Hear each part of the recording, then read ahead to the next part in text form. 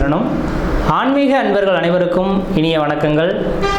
நம்ம இந்த வீடியோ மூலமாக 2025ஆம் ஆண்டிற்கான செப்டம்பர் மாத ராசி பலன்களை பார்க்க இருக்கிறோம். இந்த செப்டம்பர் மாத ராசி பலன்களை பார்ப்பதற்கு முன்பாக இந்த செப்டம்பர் மாத காலகட்டத்தில் நடக்கக்கூடிய முக்கியமான நிகழ்வுகளை தனி வீடியோ தொகுப்பில் கொடுக்கலாம் அப்படின்ற நோக்கத்தோடு இந்த வீடியோ தொகுப்பை பொது மக்களுக்காக அனைத்து ராசிக்காரர்களுக்கும் பொதுவான பலன்களாக இந்த விளக்கத்தை தனி வீடியோவாக கொடுக்கலாம் அப்படின்னு நினைக்கிறேன்.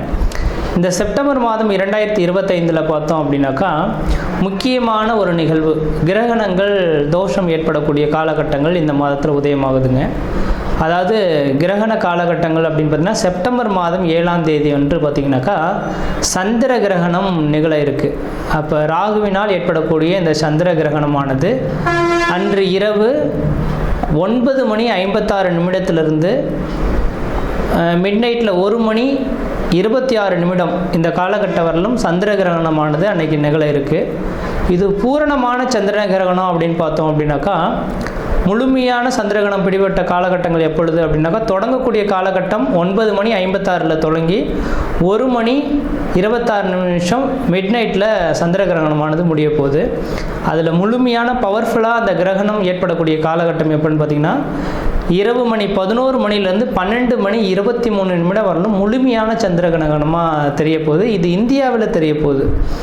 இதுக்கு முன்பாகலாம் நடந்த கிரகணங்கள் பார்த்திங்கன்னா போன வருடத்தில் நடந்ததெல்லாம் வெளிநாடுகளில் நடந்ததுனால நமக்கு எதுவும் பாதிப்புகள் இல்லை. ஆனால் இந்த சந்திர கிரகணம் மட்டும் இந்த காலகட்டத்தில் இந்த மாதத்தில் மட்டும் நம்ம இந்தியாவில் தெரியக்கூடிய ஒரு கிரகணமாக இருக்க போகுது. அப்போ இந்தியாவில் நடக்கக்கூடிய இந்த கிரகணமாக இருக்கிறதுனால பொதுமக்கள்கள் கொஞ்சம் கவனமாக இருக்கக்கூடிய ஒரு காலகட்டங்கள் அப்படின்ற சொல்லலாம். எப்போல்லாம் கிரகண தோஷங்கள் ஏற்பட போகுதோ, எந்த இடத்தில் நிகழுதோ, அதாவது எந்த நாடுகளில் நிகழுதோ அந்த நாடுகளுக்கு ஒரு சில பாதிப்புகள் வரும்னு இருக்குதுங்க. அப்போ ராகு பகவான் கும்பத்தில் நின்று கும்பத்தில் இருக்கக்கூடிய ராகுவோட சந்திரன் இருந்து ராகு கிரகஸ்த சந்திர கிரகணமாக இந்த வருடம் செப்டம்பர் மாதம் 7ஆம் தேதி தொடங்க போகுது. இது பொதுமக்களுக்கு ஒரு சில பாதிப்புகளையும் கொடுக்கும், ஒரு சில நட்சத்திரங்களுக்கு யோகங்களும் கொடுக்க போகுது.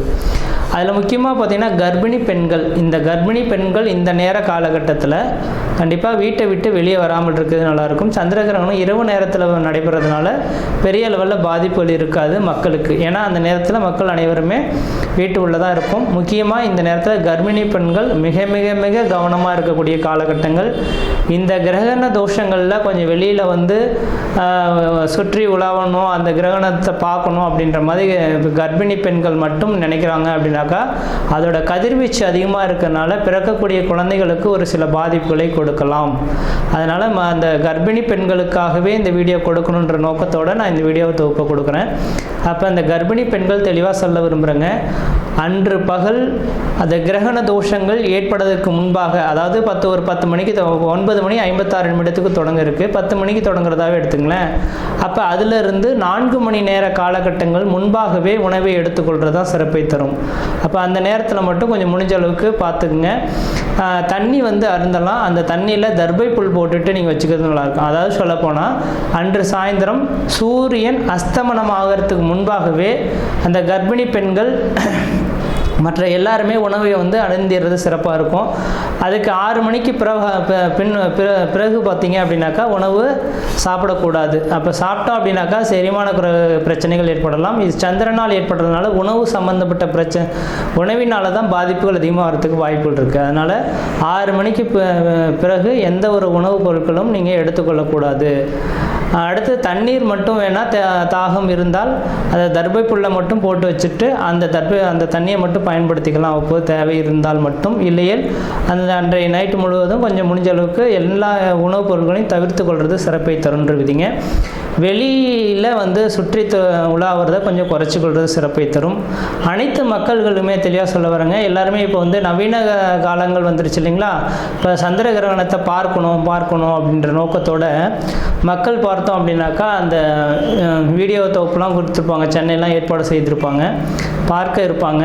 அது முடிஞ்ச அளவுக்கு பார்த்தீங்க அப்படின்னாக்கா நான் குறிப்பிட்ட நட்சத்திரக்காரங்கள் மட்டும் அந்த மாதிரியான தொகுப்புகளுக்கு போகாமல் இருக்கிறது தான் விசேஷத்தை கொடுக்கும். அதாவது கும்ப வீட்டில் நடக்க இருக்குது.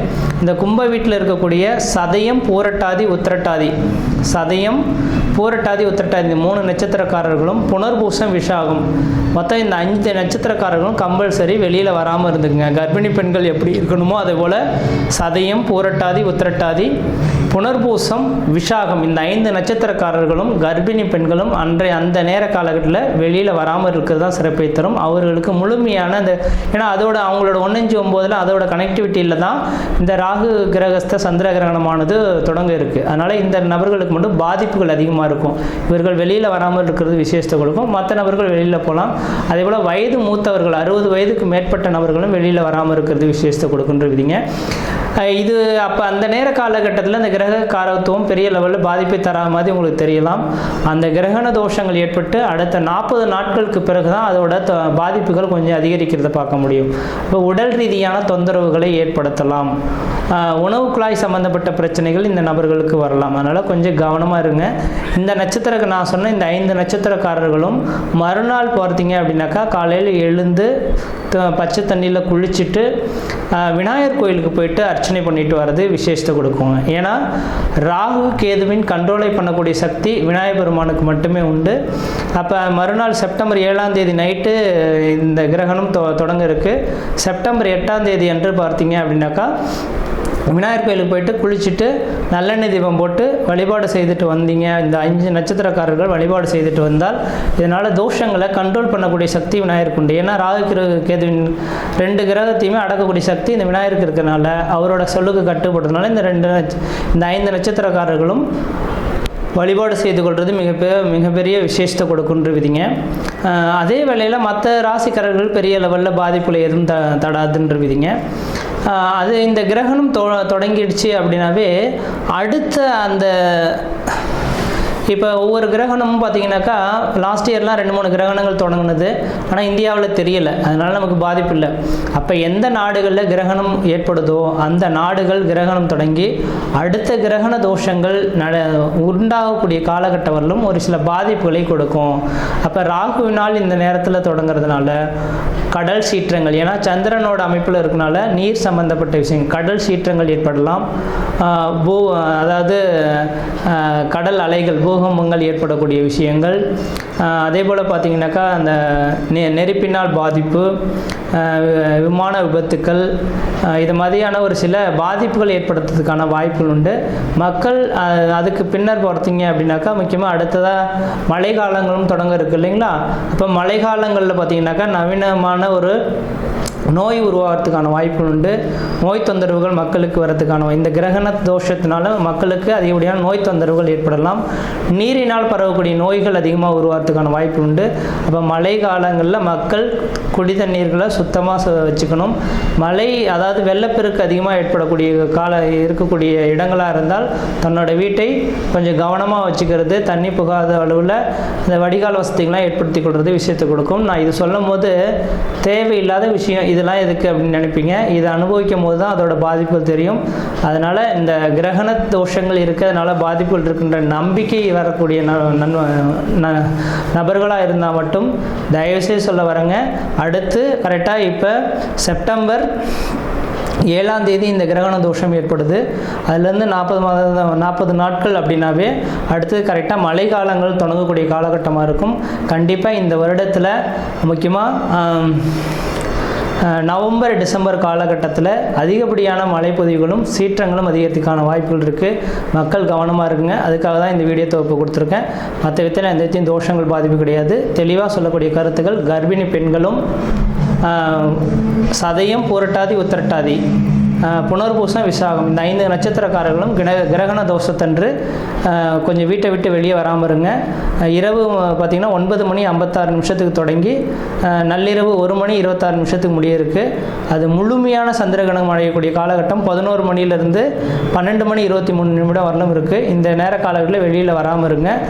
உணவுப் பொருட்கள் எந்த ஒரு உணவுப் பொருட்களும் எடுத்துக்கொள்ள வேண்டாம். மறுநாள் காலையில் குளிச்சுட்டு விநாயகர் கோயிலில் போய்ட்டு விளக்கு போட்டிருந்தாவே இந்த தோஷங்கள் ஓரளவுக்கு கட்டுக்குள் வரும்ன்ற விதிங்க. மற்ற விதத்தில் யாருக்கும் எல்லோரும் தோஷம் கிடையாது. செப்டம்பர் மாத ராசி பலன்களை பார்க்க இருக்கிறோம்.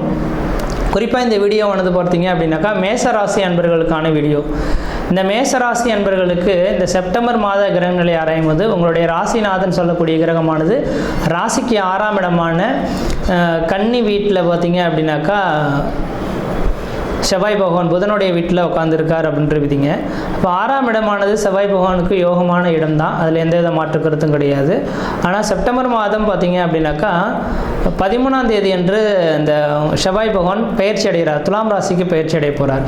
அப்போ 6ஆம் இடத்துல இருக்கக்கூடிய செவ்வாய் பகவானை காட்டிலும் செப்டம்பர் மாதம் 13ஆம் தேதிக்கு பிறகு 7ஆம் இடத்துலேருந்து தன்னோட ராசியை பார்க்கக்கூடிய யோகங்கள் இருக்கனால இந்த மாத காலகட்டங்கள் மேசராசி என்பவர்களுக்கு ஓரளவுக்கு வளர்ச்சிக்கான ஒரு காலகட்டங்களாக இருக்க போகுது அப்படின்ற விதிங்க. நீங்கள் எது செய்தாலும் தொட்டதெல்லாம் தொடங்கக்கூடிய காலகட்டங்களாக உருவாகும், நினைச்சதெல்லாம் சாதனை பண்ணக்கூடிய காலகட்டங்கள் உருவாகும்.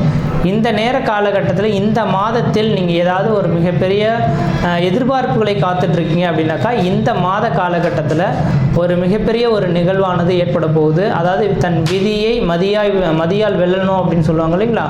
அப்போ விதியை மதியால் வெல்லணும் அப்படின்னால இந்த மாத காலகட்டத்தில் கிரகண தோஷங்கள் செப்டம்பர் மாதம் 7ஆம் தேதி என்று நடக்க இருக்குங்க. அந்த கிரகண நேர காலகட்டங்களில் மந்திரங்களை உச்சாடனம் செய்கிறது, தனக்கு தேவையானதை பரம்பொருள்கிட்ட நீங்கள் கேட்டுக்கிறது, இதை மாதிரி ஏதோ ஒரு அந்த தெய்வத்தோட அனுகிரகத்தோடு நீங்கள் அமைதியாக உட்காந்துருந்தீங்க, ஒரு மந்திரங்களை உபசரிச்சுட்டு இருக்கிறீங்க, எந்த தெய்வமாக இருந்தாலும் சரிங்க, விநாயகர் பெருமானுக்கான மந்திரமாக இருந்தாலும் சரி, காயத்ரி மந்திரங்கள் எதுவாக இருந்தாலும் உச்சாடனம் பண்ணிட்டு ஒரு 3 மணி நேரம் இருந்து இந்த வருடத்தில் எனக்கு இது கிடைக்கணும் அப்படின்ற மாதிரி உங்கள் வாழ்க்கையில் ஒரு சில விஷயங்கள் நடக்காத விஷயங்களாக இருந்தாலும் கூட வாழ்க்கையில் தெளிவாக எடுத்துங்களேன். ஒரு நபருக்கு பார்த்தீங்க அப்படின்னாக்கா ஒரு தொழில் சார்ந்த விஷயத்தில் எடுத்துங்க, அரசு உத்தியோகம் அந்த நபர் தேவைன்னு ஆசைப்படுறார். ஆனால் அவருடைய ஜாதகத்தில் அரசு உத்தியோகத்துக்கான விதிகளே இல்லை. ஆனால் அந்த அரசு உத்தியோகத்துக்காக தான் அவர் படிச்சுக்கிட்டு இருக்கார், எனக்கு வேணும் அப்படின்ற மாதிரி இருக்கிறாருனாக்கா அந்த பரம்பொருள்கிட்ட நீங்கள் வேண்டுதல் எடுத்துக்கணும். கண்டிப்பாக சொல்ல வரேங்க, எல்லா நேரத்துலையும் எல்லா கிரகத்தையும் கேட்டது கிடைச்சிடாதுங்க. அப்போ கிரகணங்கள் ஏற்படக்கூடிய காலகட்டத்தில் மந்திரங்களை உச்சாடனம் செய்து அதன் மூலியமாக தெய்வத்துக்கிட்ட கேட்டோம்னாக்கா கண்டிப்பாக அடுத்த கிரகணம் ஏற்படக்கூடிய காலகட்டத்துக்குள்ளார அந்த வாய்ப்புகள் உங்களுக்கு கிடைக்கும். இந்த விஷயம் தொழில் அமையாத நபர்களும் எடுத்துக்கொள்ளலாம், குழந்தை பேர் இல்லாத நபர்கள், திருமணம் ஆகாத நபர்கள், குடும்பத்தில் பிரச்சனை உள்ள நபர்கள், இவங்க எல்லாருமே சேர்ந்து இந்த காலகட்டத்தில் செப்டம்பர் 7ஆம் தேதி நடக்க இருக்கக்கூடிய சந்திர கிரகணத்தன்று உங்களோட பூஜை அறையில் எந்த உங்களுக்கு பிடித்த ஒரு கிரகமோ அந்த கிரகத்தின் காயத்ரி மந்திரத்தை உச்சாடனம் செய்துக்கிட்டு அந்த பரம்பொருள்கிட்ட கேட்டுக்கிட்டு வந்தீங்க அப்படின்னாவே அடுத்த காலகட்டத்துக்குள்ளார கிடைக்கிறதுக்கான வாய்ப்பு உண்டு. இது உங்களுக்கு அதிர்ஷ்டத்துக்கான ஒரு அமைப்பு அப்படின்றீங்க. இது எல்லா ராசிக்காரர்களுக்கும் இந்த யோகங்கள் இல்லை, குறிப்பிட்ட ராசிக்காரர்களுக்கு மட்டும் இருக்குது. அதில் முக்கியமாக மேசராசி என்பவர்களுக்கு இந்த விதிகள் இருக்குது. அதனால் உங்களோட பரம்பொருள்கிட்ட என்ன கேட்கணும்னு ஆசைப்படுறீங்களோ செப்டம்பர் 7ஆம் தேதி அன்று நீங்கள் கேட்டுக்கொள்வது. 7ஆம் தேதி அன்று சந்திர கிரகணத்தன்று, அதாவது 9:56 தொடங்கி நள்ளிரவு 1:26 வரலும் நடக்க இருக்குது. இந்த காலகட்டத்தில் தெய்வத்தின் அனுகிரகத்தோடு நீங்கள் இருந்தீங்கன்னாக்கா உங்களோட செயல்கள் எல்லாமே நல்ல விதமாக பிரதிபலிக்கிறதுக்கான வாய்ப்புகள் உண்டு. அதே போல் பார்த்தீங்க அப்படின்னாக்கா உங்களுக்கு 5ஆம் அதிபதி பூர்வ புண்ணியாதிபதினு சொல்லக்கூடிய 5ஆம் அதிபதி கேதுவுடன் சம்பந்தம் பெறுகிறார், சொந்த வீட்டில் ஆட்சி பலம் பெறுகிறார். இது உங்களோட குழந்தைகள் யாரும் இருக்காங்கன்னா அவங்களுடைய உடல்நிலையில் ஆரோக்கியத்தில் கொஞ்சம் அக்கறை எடுத்துக்கொள்வது விசேஷத்தை கொடுக்கும். மேசராசி என்பவர்களின் குழந்தைகளுக்கு பார்த்திங்கன்னா உடல் பாதிப்புகள் ஏற்படுறதுக்கான வாய்ப்புகள் கொஞ்சம் இருக்குது. அதுக்கு விநாயகர் பெருமான வழிபாடு செய்கிறதே மிகப்பெரிய விசேஷத்தை கொடுக்குன்றீங்க. அடுத்து 9ஆம் அதிபதி 9ஆம் இடத்தை பார்த்து கொண்டிருக்கக்கூடிய இந்த மாத காலகட்டத்தில் உங்கள் குடும்பத்தில் ஏதாவது சுப நிகழ்வுகளோ சுபகாரியங்களோ அழியா சொத்து சேர்க்கை வாங்கணுனாலோ இந்த மாத காலகட்டத்தில் செய்து கொண்டீங்கன்னா ஓரளவுக்கு நல்ல பலன்களை தரும். இந்த மாத காலகட்டத்தில் உங்கள் 5ஆம் அதிபதி சொந்த வீட்டில் ஆட்சி பலம்ங்கிறதுனால எடுத்த காரியங்கள் எல்லாமே உங்களுக்கு வெற்றியாகிறதுக்கான வாய்ப்பு உண்டு. திருமணமாகாத நபர்கள் யாராக இருந்தாலும் இந்த மாத காலகட்டத்தில் சூரியன் புதன் இணைவு பெறுறதுனால திருமணமாகாத நபர்கள் திருமண வாய்ப்புகள் ஏற்படலாம். குழந்தை பேர் இல்லாத நபர்களுக்கு கண்டிப்பாக கருத்தரிக்கிறதுக்கான வாய்ப்புகள் இந்த மாதத்தில் இருக்கிறத பார்க்க முடியுது.